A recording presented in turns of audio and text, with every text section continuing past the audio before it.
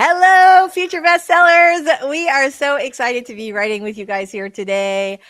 I'm feeling very motivated today. How are Yeah, you guys? How are you guys feeling? same. Yeah, Yeah, I'm geared up and ready to go. I know, right? There's something about I went for so I had a coaching client this morning at 9, and then I was finished up with that, and then we started prepping for the stream, and but I also crowbarred in a walk really quick, and it's really windy outside today, like almost like hurricane weather, but not like dangerous, but like the pre-hurricane weather, which Mhm. I weirdly love. I don't know why I like that, like super windy. I'm a nerd. Anyway, so I went for this power, 15-minute power walk to hurry up and so now I'm super energized and ready to roll. So yay. So before we get any further, let's go ahead and do our introductions. I'm going to start with you first today, Robert. Tell us a little about you and your awesome channel. Okay, well, my awesome channel is The Story Detective, and it's where I take various forms of storytelling and put it under a Sherlockian microscope and break down the craft to make the viewer's journey easier. And that's based on my time working at Marvel and various other places and just combining it all and making it happen. It's a magical soup that you've got going on there. I know I had somebody say to me the other day, your resume is really interesting. Like, you've done so many things that don't seem like they're related. Like, I was a dating expert. I was a director of PR for for a publisher. I'm a book coach. I've done a million things, and I'm like, yeah. The thing is, they're all related to. They're all connected to books. Every single job I've had. They Like, are. The creative industry all has different answers and different branches of storytelling, and I learned from a guy who helped invent sequential art storytelling. And when I started writing, I said, wow, this can really be helpful. I just have to transition it into prose. right. You should write a book about that. Yeah, Uh, working on some of it. Michelle, tell us a little about you and your awesome channel. All right, I'm Michelle Schusterman. I write middle grade and young adult novels, and my channel is traditional publishing chat, writing blogs, and writing workshops. Yay, we are super glad you are here today. As always, I'm Lisa Daly, and I write contemporary romance, specifically romantic comedy and nonfiction advice. And on my channel, we talk about how to write a book you're super proud of and get it published. Let's say hi to our friends in the chat. Devin's here. Hello, Devin. We are super glad you are with us today. Lainey's here. She's here for an hour to get busy. Did I say that right? Busy. So we're going to make sure we cram in as many sprints in the next hour as we can to get Miss Lainey Davis on her way today. Miss Texas G is here. We are super glad to see you today. Daisy X is here. Hello. Right. That is true. The pre-hurricane winds are theatrical, like Heathcliff and Kathy. So, yeah, if you're, that's true. There is a sort of a Wuthering Heights vibe to the whole thing. I just love it. I don't know if it's like the palm trees. I'm not sure why I would love that so much, but I weirdly do. You can see my face is all flushed because it was hot, and I was like trying to make it back. So, anyway. Victoria's here. Hello, Victoria. We're super glad to see you today. Miss Swift, welcome as always. Mary's here. Aloha to you, Mary. Avi's here. Rainy morning today. I'm wearing denim cutoffs and fur booties. Here too. Wait, hold on. Totally see that.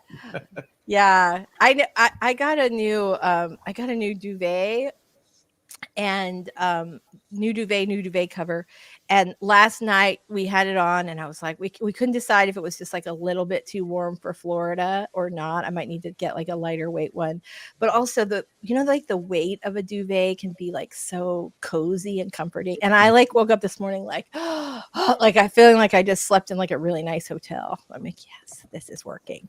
So love Maz is here. Hello, we are super glad to see you today.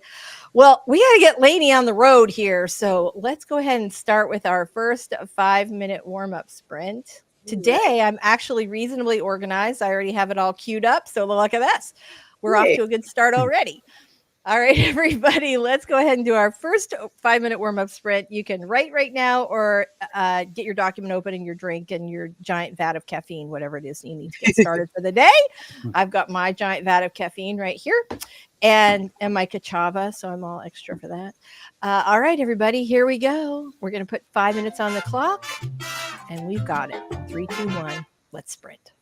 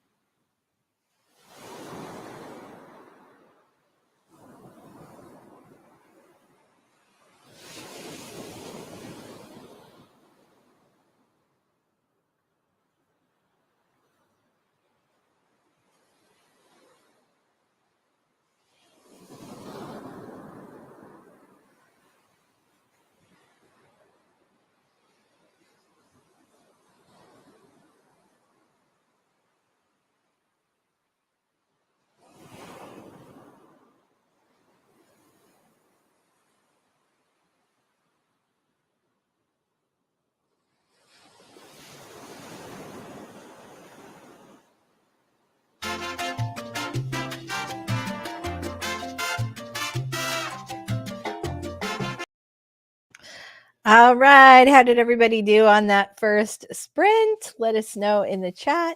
What are you guys working? Oh, I just got very dark. That was weird. What are you guys working on? Hold on. I have an app for that. Let's see.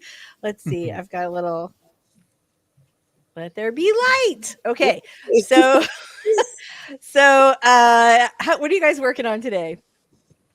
Ghostwriting project. Ooh, fun. How about you, Robert? What are you working on today? I'm editing a client's project.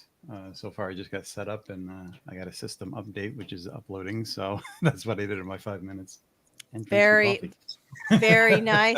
So I'm going to Readers Take Denver in a couple of weeks, which I'm very excited about. It's at the Gaylord Rockies, and I could not remember if I had made my hotel reservation. Normally I do at the time I book a conference, but my mom lives in Denver, and I just realized she's like 40 minutes away, and so my plan was for her to stay with me at the hotel, which we may still do that, but I also thought, oh, maybe I'll just stay with her. And then I realized, like, I have a hotel room. I have 3 days of a hotel room at a place that's sold out. Should I stay or should I go? Let's hear your thoughts in the comments. Anyway, I'm working on on a book description today, Amazon listing. So, yeah, what are you guys working on in the chat? Let us know today. Avi is all about the duvet life. I love that. I really do love. Okay, Mary loves weighted blankets. I too love weighted blankets. We my daughter has one. I'd recommend it to Robert. They're so great. They're so great. And you can put a weighted blanket in a duvet. It's like a hug. Right. Like, I just love it. If you've not experienced the joy of weighted blankets, you need to get one. And I bought one since you mentioned it. And mainly it's over the foot of the bed since it's warming up here now. But at first, Georgie's like, I don't know if I'm going to like that. But then the weight on her feet, she's like, I do like this. Yeah, I know. That was how I was. I was like, do I feel suffocated or do I love this? Oh, I love it. So yeah. Love that. Yes. Okay. So Miss Texas G has a great question. What is the market like for short romantic fiction? I have several stories that aren't really deep enough to be a long story. I'm thinking less than 10K words. I don't know the answer to that because I don't write short fiction. But I know a lot of people who do often use those shorter stories as like reader magnets, or they'll bundle them together in like 3 stories in one. But this is something where I'm like really out of my depth because I don't write short stories.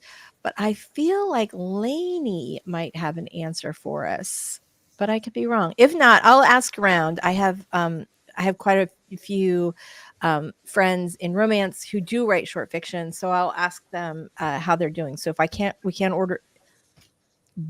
Starting again. If we can't resolve this for you today, I will check with some friends to see what their opinion is. People who are selling well in romantic fiction, and see what they've got to say. Romance, but I've seen like mystery and even horror authors write very short stuff for self-publishing, and it does well. Matter the length there for self-publishing as much as it does in traditional. Yeah. Oh, for sure. That's true. And the other thing is, one way to test it is just test it. Like, maybe this stuff goes great, or maybe it ends up being a prequel that you do to like another series, or, I mean, there are a million different ways that you could do this, but I would like take a peek and see what's selling in shorts and see. In fact, maybe I'll, on the next sprint, I'll see if I can't, do a little research on Rocket and see what I come up with. So Ashley M is here editing today, trying to finish the book before the baby's war next week. Okay, you are our hero, Ashley. We're going to make sure wait, hold on. I just have to say this because you've got this coming, girl. Yeah, you deserve it. Is this your first baby? I will say I was kind of like that. Like, I had a list of stuff I was going to get done. There was some part of me that was like, I cannot have this baby until my wedding scrapbook is completed. And my mom and I finished it, and I went into labor at midnight that night. Ooh. Yeah, I know, right? Kind of funny. Okay, so let us know. Let us know if this is your first. That's just my own curiosity. So great. Oop, Lainey does have an answer. Ta-da! Oh, she she's like me. Regarding short fiction, I'm not actually sure. Roxy Noir has an alternate pen name that sells erotic shorts, and she does well with those. I can see how erotic shorts would do well.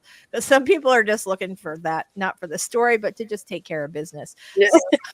So that could be why shorts work particularly well in that group. But I am curious. I am really curious. Very nice. All right. What super, super awesome. All right. What Avi had a question. Where are you today? Did you Where am I? Pacifico, which is just a little bit south of San Francisco. Ooh, so Yeah, nice. So yeah, nice. really nice here. Lainey says you'll be exhausted, won't want to drive back and forth. Your mom can help me at my table.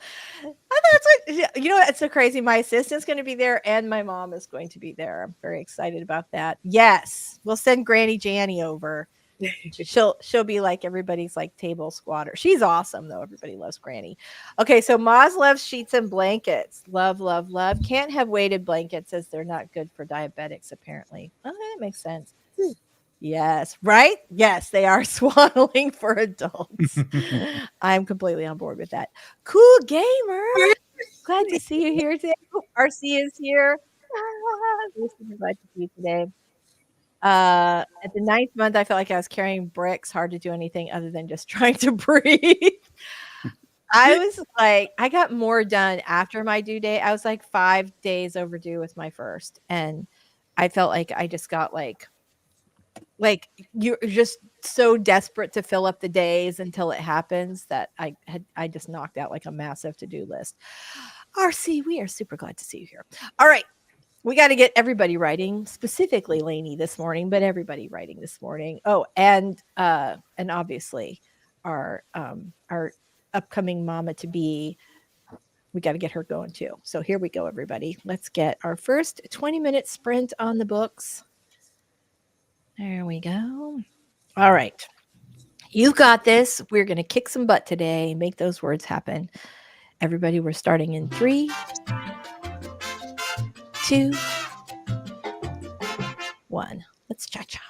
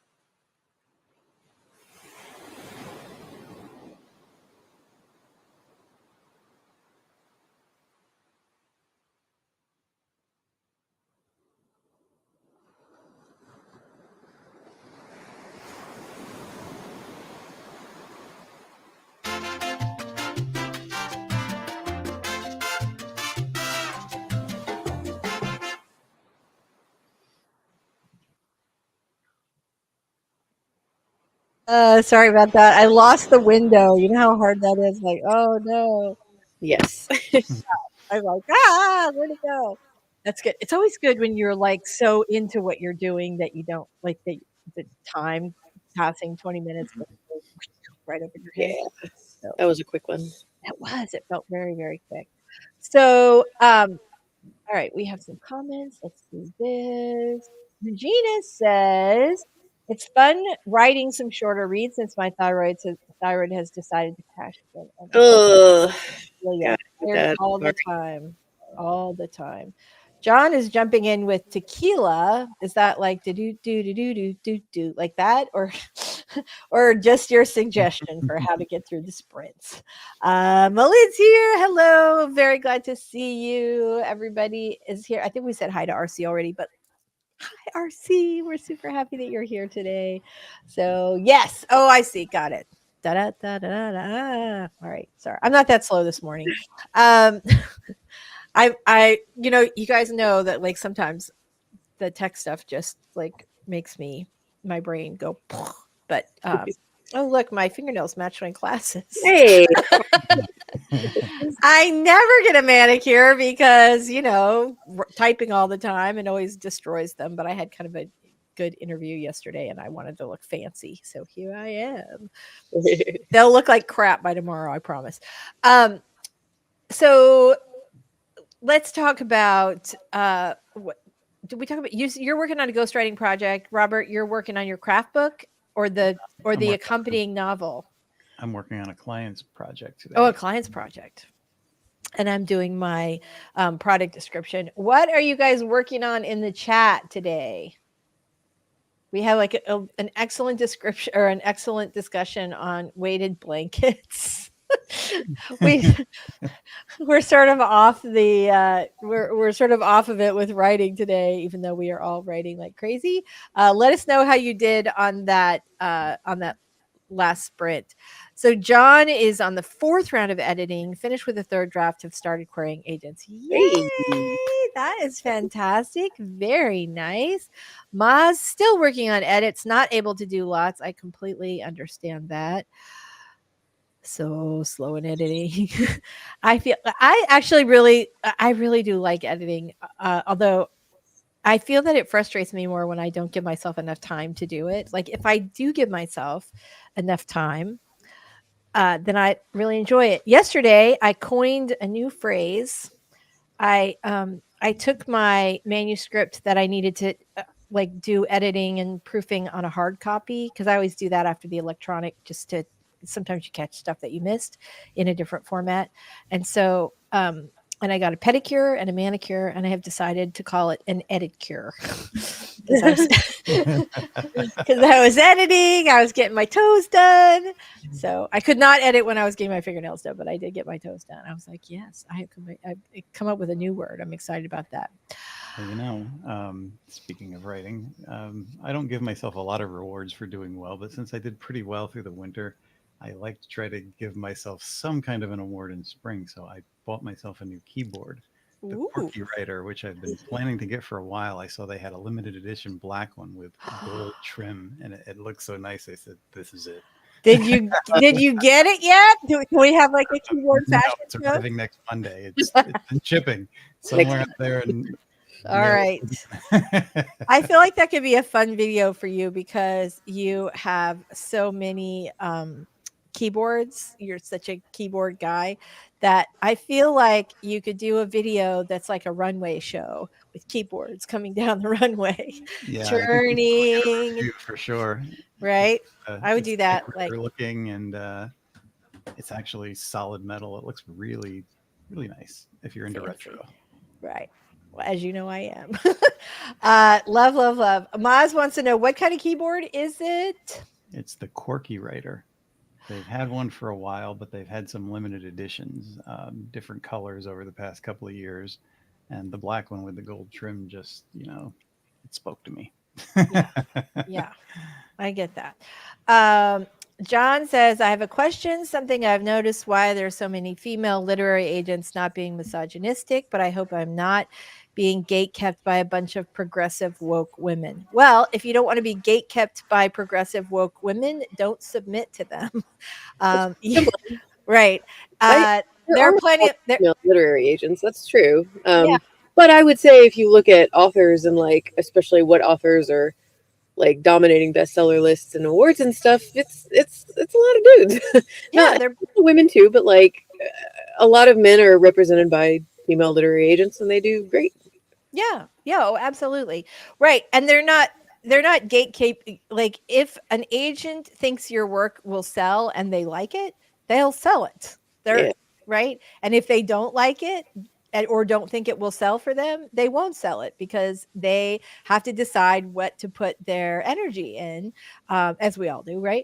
But they had to decide what projects are most likely to make them money, which is why a lot of them will sell Colleen Hoover um, book-alikes over and over and over again because we all know that Colleen Hoover books sell. So, yeah. But no, there are plenty of male agents. I'm just thinking, right? So, okay. So, and I've had both female and male agents. Probably the agent I was closest to was Brendan Deneen. And the only reason he would have been my agent forever, but, he left agenting. And so he passed me along to his boss, who is a woman, Stephanie Evans, and she has also been fantastic. But I've had both male and female agents. I'm trying to think. I think I do have more, slightly more female agents. Well, I have had more female agents, but I, there are plenty of both. So, and also not everybody in publishing is progressive. I think since you're trying to avoid progressive woke women, I mean, it is a lot of publishing is based in New York, so you certainly do have some of that. But there are entire who is it? What's James Carville's wife name? Marley. Is it Matt? Anyway, I don't know. she was a famous Republican speechwriter. He's a famous Democrat speechwriter, and they're married, and they've been married for a long time. And she has an imprint, I think, at HarperCollins that publishes conservative books. So there are plenty of people that read conservative books, and plenty of agents that represent them. So I would not worry about that. I have a Just little piece of advice. I hope this isn't like controversial or anything, but something that you and just like I recommend a lot of people do is when you're putting together your query list, don't use social media primarily. I know it's easy because it feels like the ones who are heavily present on social media, you get a better sense of their personality, but there are so many agents out there true. who aren't big on social media and they're not engaging with like all of the cancellation and the discussions that go on in publishing that get so kind of tiresome.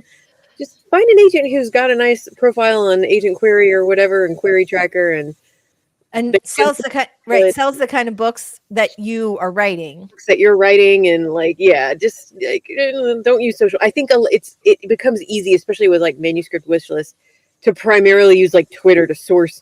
Oh, I'm going to query to this person because they're constantly tweeting about what they want, and there's nothing wrong with that. But there's a ton of other agents out there who are a Right. little quieter. Yeah. Might maybe look over there.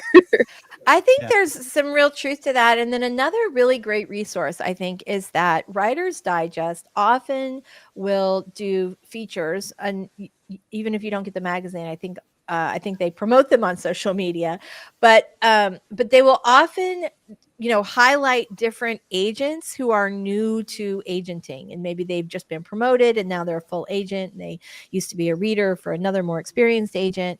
But people who are building their list need to find clients. And I always think it's funny because a lot of times writers are like, oh no, I want, Neil Gaiman's agent. And that's great. If you can snag Neil Gaiman's agent right out of the box, more power to you, baby. But if you're struggling with your queries, you might try going with a newer agent because I don't know. I feel like sometimes people who are at the beginning of their career, especially something that they're really excited about, and you have to be excited about being a literary agent to get to that point at the beginning of your career because it takes a ton of work and a ton of dues to get there.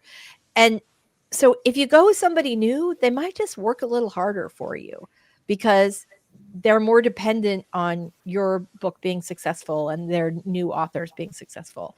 So just a thought.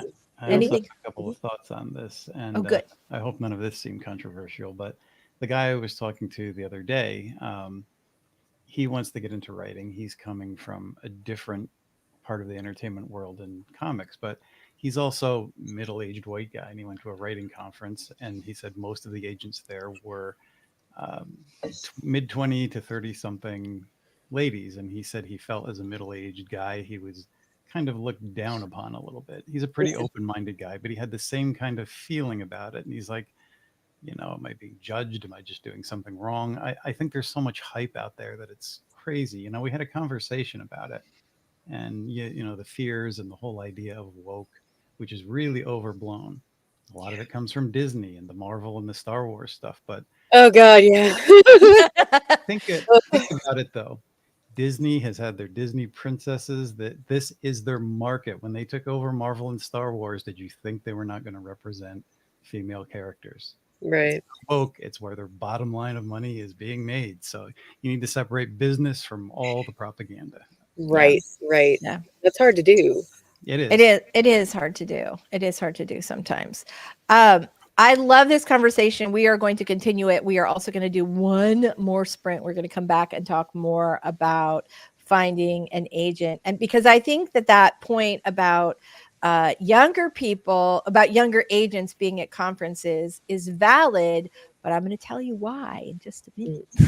So let's talk about let's talk about that when we come back. We are going to do, hold on here. I was like, oh yeah, we're going to do this, except I completely lost my timer. I was all I did the brag too soon, I think. I got the first one and the second one. The third one took me a little longer. All right, everybody. We are going to put 20 minutes on the clock. When we come back, we're going to talk more about finding an agent, if that's something that you were looking to do. And we are going to get some awesome words on the page starting right now. Here we go, everybody. 3, 2, 1, sprint.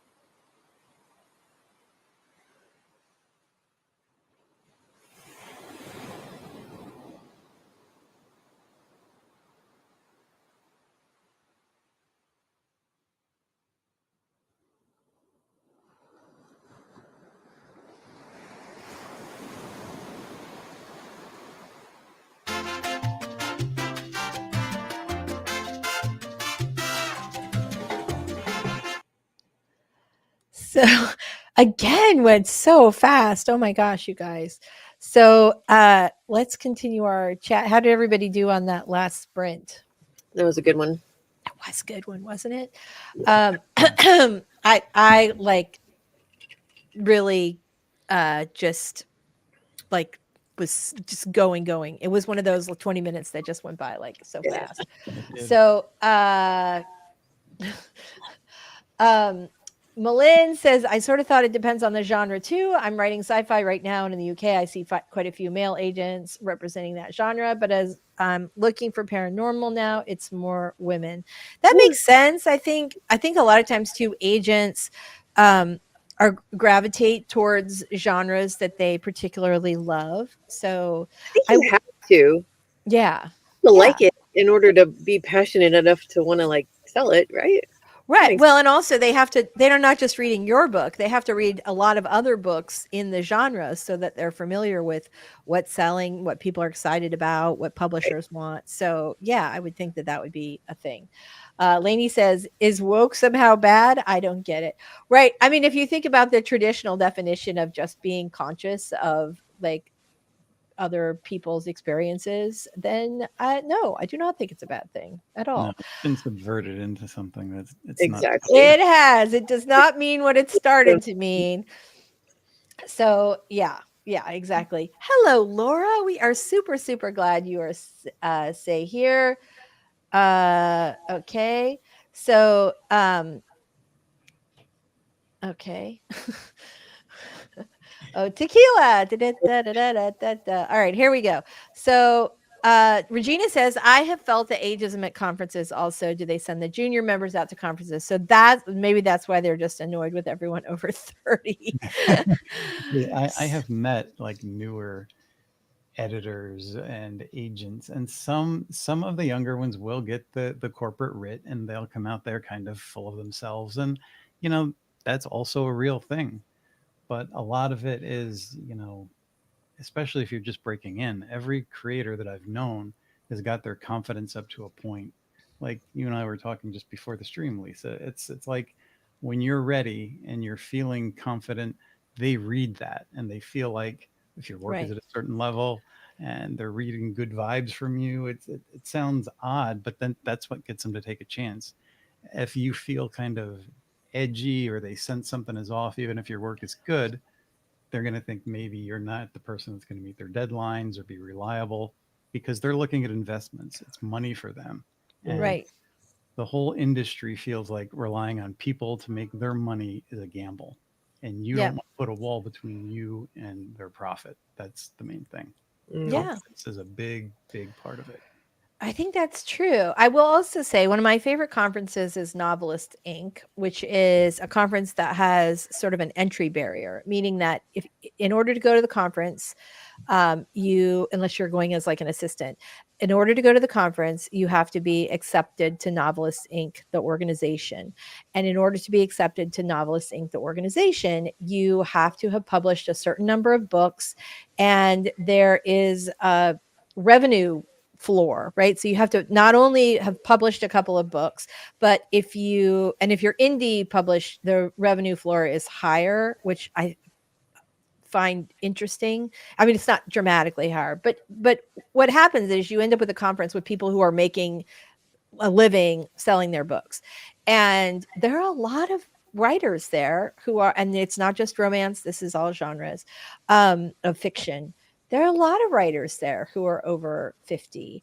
I think if you go into it feeling like, oh, they're going to think I'm old, which is all just what Robert and Michelle just said, that that's what you put out is going to be what you get back. And If you give in somebody, all that fear, yes, it becomes that wall and you cause resistance for yourself. So don't yeah. pay attention to what the world is saying. Go in there like if you know your work is good, have the confidence and feel that it's good.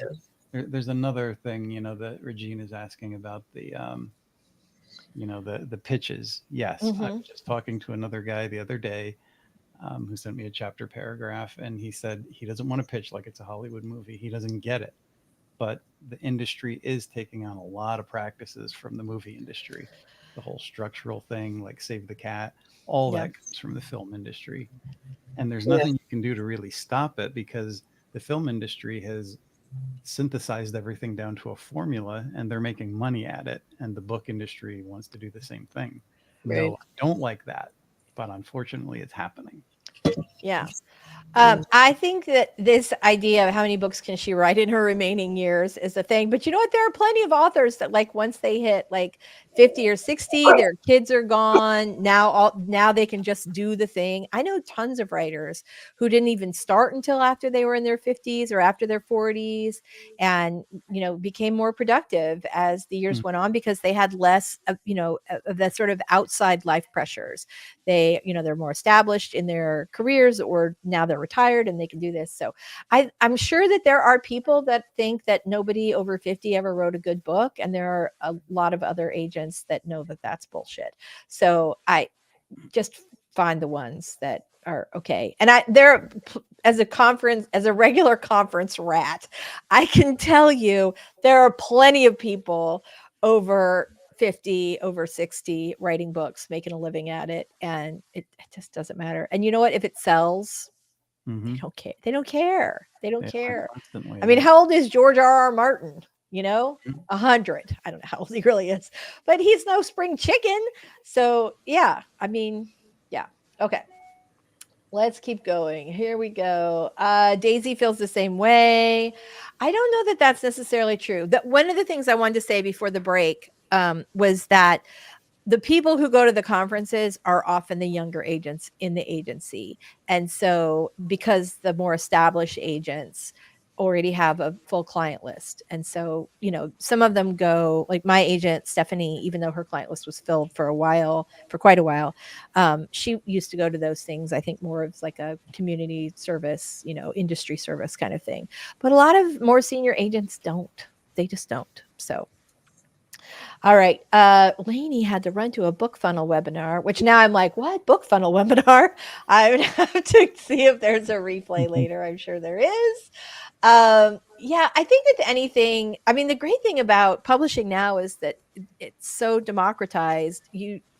If you sell and you really want to be with it, if you really want to be with a traditional publisher, but for whatever reason you can't make that happen, but you manage to sell your books yourself on Amazon, the traditional publishers and agents will take a look at your sales numbers and say, yes, I would like to be in business with you. Right. Yeah. Very nice. RC says, I've been reading other genres to help develop my own voice. Just finished John Quixote and now started book one of the Shogun series.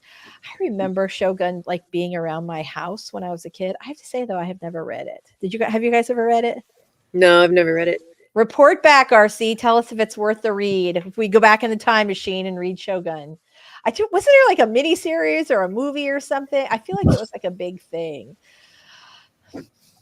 Interesting question, Regina. Robert, does it annoy you that they want us to present like we're public speakers or movie makers? It annoys me. Yeah. We just kind of covered that, but yes, it is annoying, and on the subject that we were just on, there are people who feel like there's a corporate trickle down, like there's a shelf life on everything and younger is better. Yeah. But it used to be that, experience mattered in writing. And there's Mm. still people like Poets and Writers magazine has an article every month called 5 over 50. There's constantly middle-aged people over the age of 50 that's breaking into the industry. So that's not publicized a lot, but this magazine actually puts it out every month. So obviously it's happening. That's pretty cool though. I mean, I think about like when I did PR for Ocean View, I can't tell you how like most of our authors were like 50, 60, 70-year-old white guys. Mhm. I mean, it's mystery, so that's kind of the group of people that write mystery. We certainly had women, and we had some. We had a transgender author who is just a lovely human being, and a hell of a writer. But yeah, it's just I just. And the other thing is, we had talked about this last week, which I want to remind you guys because I think it was. Let me think of who said this. It was Miss Texas G. was talking about writing books with a protagonist that is not 30 years old. And there are readers who want to read those books. And you know who's going to have a harder time writing about the life of a 50-year-old protagonist? A 30-year-old author. So Yeah. there are people who want to read the books that you want to write. And if there are people who want to read the books you want to write, then publishers will, I mean, if there are enough of them, publishers will want to publish your book. So that's just, Yes. yeah. Yeah. Let's see. Avi has a great question. My main character appears in chapter 4. Is that too late? A lot of stuff must happen before she arrives.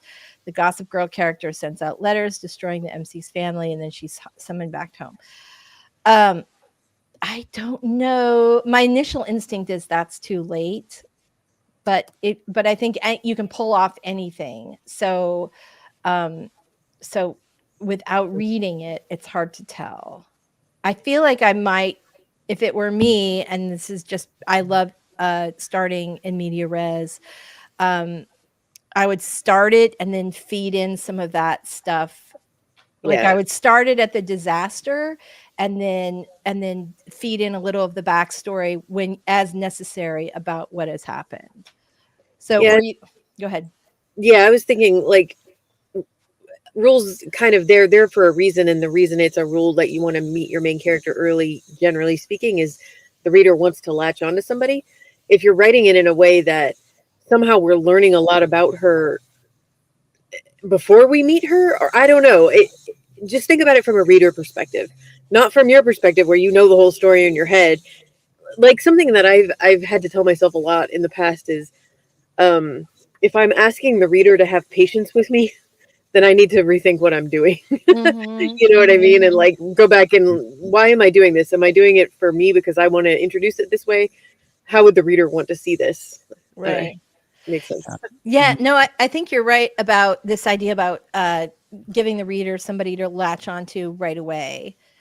Robert, I just interrupted you. What were you going to say? Sorry.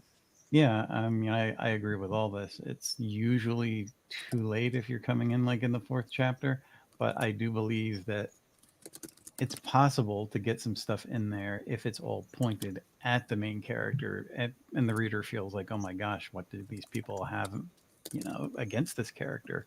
What Right. she done wrong? What's happening to her? And then we meet her and we see the disaster's effect.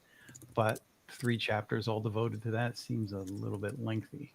Yeah. If it's me, I'd start it like on the morning of the disaster for your main character, like when the crap hits the fan and she gets a million texts from her friends or whatever is happening. If we, let's just say Gossip Girl, right? So Gossip Girl, well, actually, I don't want to. I had a thought and then I'm like, wait, that's not going to work after all. But if it's me, I'm going to start on the morning of the disaster, right? When your main character finds out everything is like her life or his life has just hit the fan. And maybe you have a prologue where you have just like the first the first letter that the Gossip Girl character has sent out. But I think even that would be like, I almost, if you start on the disaster, then you get your readers sucked in right away to figure out like why are these people doing this to this woman or this person doing Yeah. this to and like it gives you more opportunity to suck the reader in. There you go. All right. Oh, Miss Texas G comes in with a Shogun answer. Miniseries with Richard Chamberlain, which is why I read the book. He was so handsome. I've read books for that reason. Love. Okay. Oh my gosh, StreamYard just jumped. Hold on. I just tell everybody I'm 29 until my looks start betraying me. It's funny that you say that because for my entire adult life, anytime my kids ask how old I am or anyone asks how old I am, I always say 29, same as last year. So John wants some resources than Query Tracker. I think best place is to get, what were you going to say? I commented to him. I didn't know if we were going to get to his question. Oh, I just wanted his marketplace. Oh, that's exactly what I was going to say. Okay, perfect. Yeah, Publishers Marketplace. You can literally see who's selling in your genre, who sold the book that's like yours, and Every how much update they got for it. Right. It's great. It's very inside baseball information, but it's the best possible place to put together a query list for sure. Absolutely.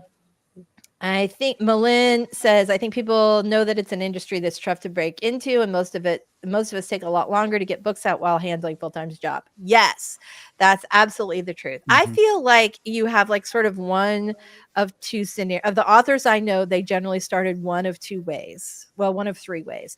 The first one is they were already broke, and at 20 years old, they decided to start Kindle publishing, and now they're making some like they didn't have a mortgage, they were living in mom's basement, or they just got out of college and had 3 roommates or whatever, and they just did this thing, and it took like they were able to get enough success to be able to do that. In fact, one of my clients, who is now a 6-figure author, knocking on Seven's door, had she like, in order to pay for editing for her first book, she took a pizza delivery job, like just for editing costs. So I see that's one way. The second way that I see a lot of times is that somebody's like gone to college, had a regular career, and maybe they around 40 or 50, they have enough sort of stability financially that they want to like finally go ahead and do this passion project.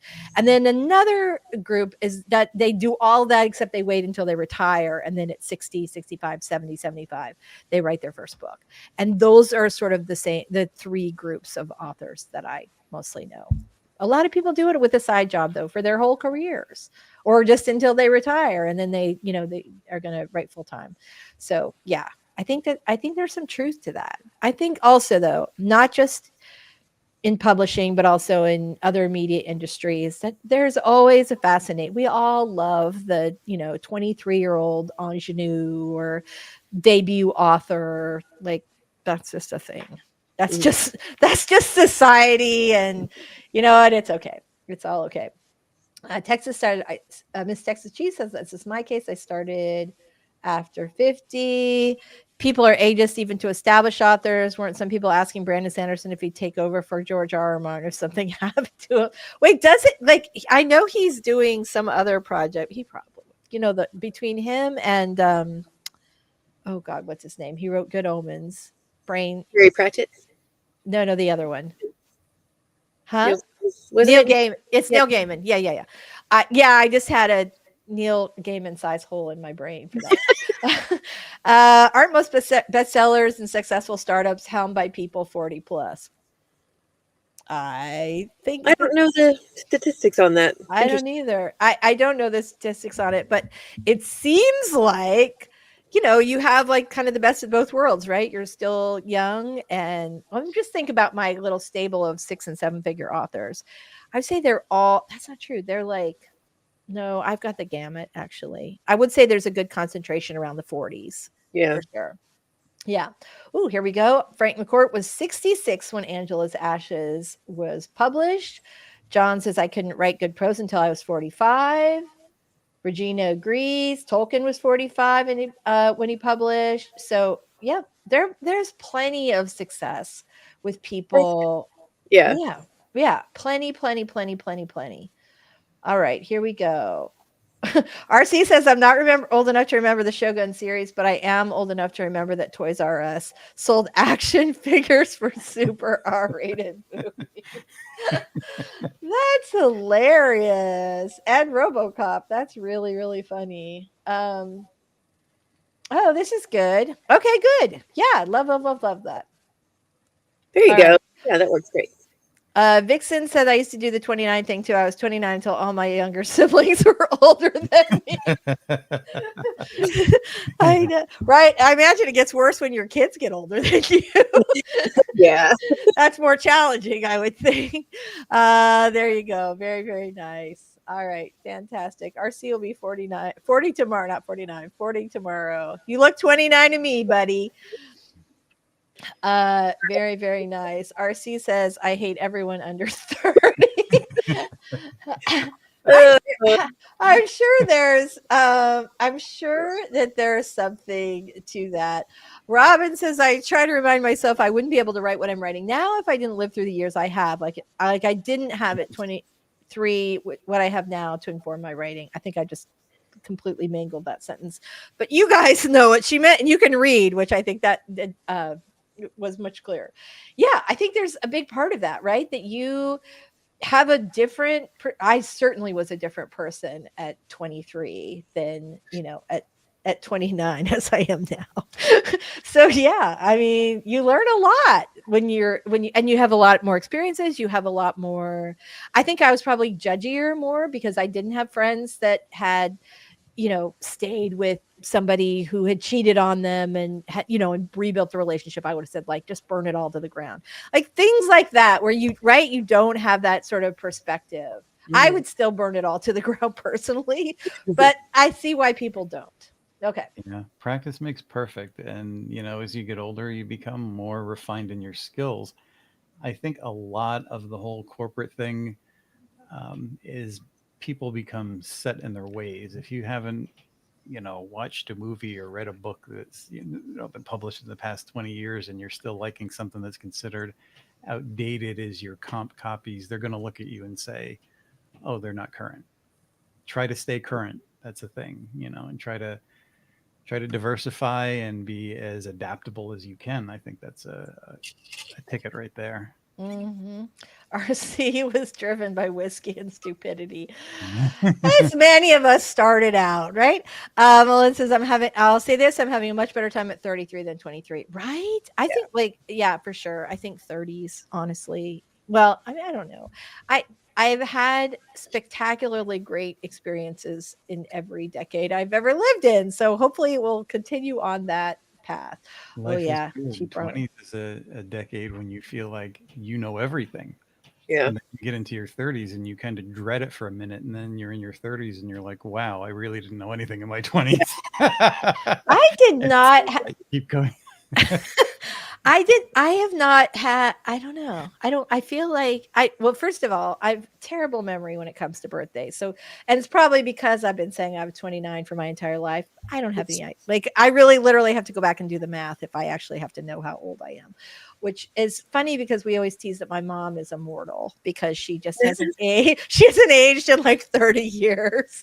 And so I just think, like, well, if I just keep saying that, and now my kids say that I'm immortal, like I make my, like, sort of like a family thing. And so I go like, well, yeah, Avi, this is so, it's so funny. I almost said that very same thing because I thought it was so hilarious. Melissa says, I feel like 30s is when you stop caring about knowing everything you do.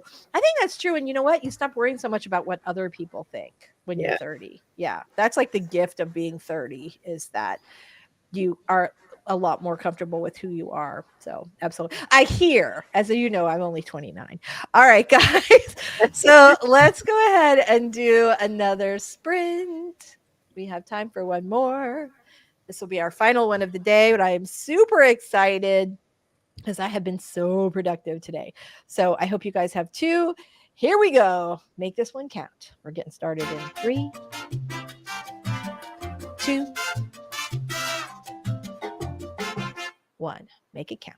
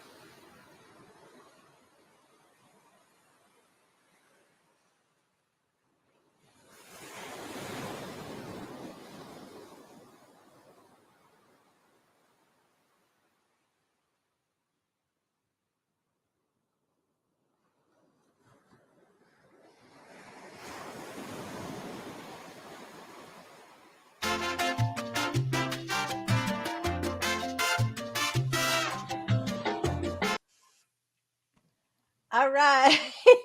That was so fast. I cannot believe that I did like 20 minutes because it definitely did not feel like that. So I guess I should use my mic, huh? So driven by whiskey and stupidity, we have the distilled spirit of youth.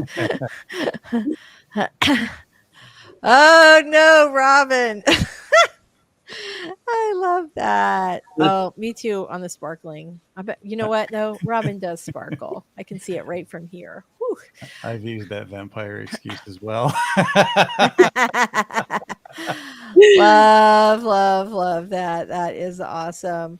So the only question that we have not really wrapped up today was the one about whether or not there is a market for romance shorts, and I'm going to try and see if I can snag some advice on that. So if anybody has a last second super quick question before we go, feel free to pop it up. Oh, Robert's got one. All right. I have a question for you, Lisa. Since most of my clients at this point, even though their ages vary, they're kind of just starting out.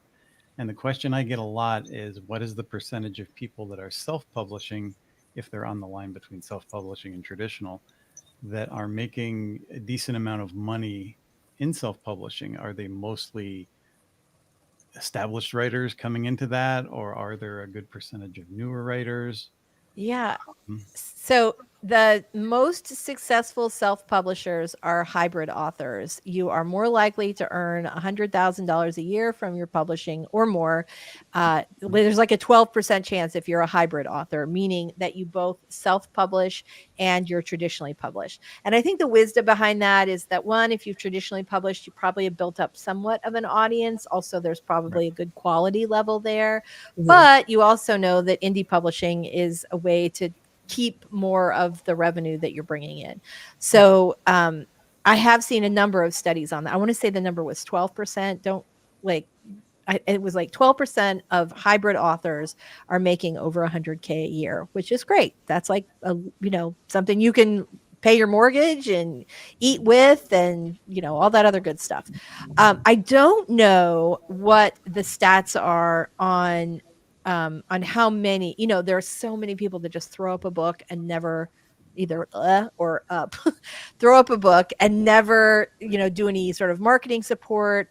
But I will say that of my 7-figure author clients, 6 and 7 figure author clients, they are all either hybrid or indie published, every single one of them. So and I know that my trad published authors that I worked with in PR and also some book coaching as well, that they are struggling more now than I have seen them struggle in the last 5 or 10 years. So yeah, there are a million reasons for it, and we could definitely go into that next week a little more if we want to. But yeah, that's my best observations and people that I've talked to that have made money self-publishing either have some business knowledge and they use that business knowledge for their marketing, or they've taken more than a few months to get their book done. They're concentrating on craft and getting the book done right. It seems like the cream does rise to the crop when people take a little time with their prose rather than just banging out a book to get it published. Cream rises to the top. Cream of the crop. I only said that because I have like PTSD from the words cream of the crop, because I had a 7th grade English teacher who was awful. There was no one who could make writing or reading more boring than this woman. But I remember her vividly, even though I remember nothing else about her other than how much I hated her class, which was tough because I loved to read and write at the time. Well, still. But she would constantly, because we were like the one class, and she would constantly call us the cream of the crop all the time, like this evil crow, cream of the crop. And I just like, anytime I hear those words, I'm like, have a little like that. So anyway, RC says Robert just quoted Macho Man Randy Savage, the cream rises to the top, brother. Yeah. RC, it's so funny to me. I know that you, and I think I think you and the Horror Geek have maybe talked, or at least you've been over on his channel. And I always like there are things you say that always make me think that you guys would like be friends. So, Robin's got one last question before we go. If you write under a pen name and want to query under your name, you have to disclose your pen name with an agent. It is not a big deal at all. The only time that this is going to come up is when you are getting ready to do the contracts. You're going to have to give them the legal name that you want your contracts under. And that can be your pen name. You could do it as a DBA, which is doing business as, if you set your business up that way, or it's really not like they do it all the time. It's not a big deal at all. So if you're like, this is my pen name, this is my real name, and I don't want to disclose my real name, or whatever else you want to do, that's I've never had anybody have any problem with that. It's so standard in the industry. Well, there you go. I'm so glad. Anybody have anything to say about the pen name, actual name thing? Sorry, I get a lot of mixed. I feel like I've asked this question a lot, and I always get like mixed answers from people. I think it just so depends. There's, I don't know if you have to disclose it. I would say, I guess, like, if it's not going to carry over audience wise at all, maybe not. Yeah. But at the same time, ask yourself if that's the kind of relationship you would want to have with an agent. Like, I don't think I would want to necessarily keep some part of my publishing life secret from my agent, even if they weren't the ones. I read this question in such a different way. Oh, no, I think your way might be right. I had a client who wrote under a pen name and was very adamant about she was very privacy focused, did not want her real name connected with her pen name, which eventually she sued Putnam and it ended up being connected anyway. wow. But yeah, it was, we could talk about that. I feel like I kind of don't want to, but it's quite a story. Yeah, maybe we'll talk about, remind me next week and I'll give you guys the bare bones of it. But she did not want to, like, hers was more of a privacy concern. Are you asking, Robin, if, like, let's say you sell erotic romance under Jenny Hot Stuff, but you'd also like to pitch a mystery series to an agent for Trad Pup, right? That's what I got. Is that, like, do you have to reveal that you also write Jenny Hot Stuff? I think you could say I have an erotic romance series under a different pen name, but again, I don't think it's going to cause you any problems. Agents are not. Like, it's just a non-issue. It's just sort of par for the course, I think. Yeah, I think so too. Okay. All right. Fantastic. You guys are awesome. We love you. We should be doing our outros right now. I'm going to start with you, Michelle, since I started with Robert. Tell us a little about you and your channel before we go. All right. I'm Michelle Schusterman. I write middle grade and young adult novels, and my channel is Writing Workshops, Traditional Publishing Chat, and Writing Blogs. Excellent. Thank you so much for being here. I'm so glad. You guys are always so awesome. Robert, tell us a little about you and your channel before you head out today. My channel is the Story Detective, where I put various forms of storytelling under a Sherlockian microscope and break down the craft to make the viewer's journey easier. Very nice. I love it. I feel like I need to turn up my light again, you guys, right before we go. So I'm not going to. So it's so dark and creepy outside today, though. Hi, I'm Lisa Daly. I write romantic comedies, including hockey romance and nonfiction advice. And on my channel, we talk about how to write a book you're super proud of and get it published. And of course, we are here every Wednesday for writing sprints and to answer your writing questions. So thanks for being here, everybody. And we will see you next week. Robert? Take care, everybody. Keep those keyboards clacking.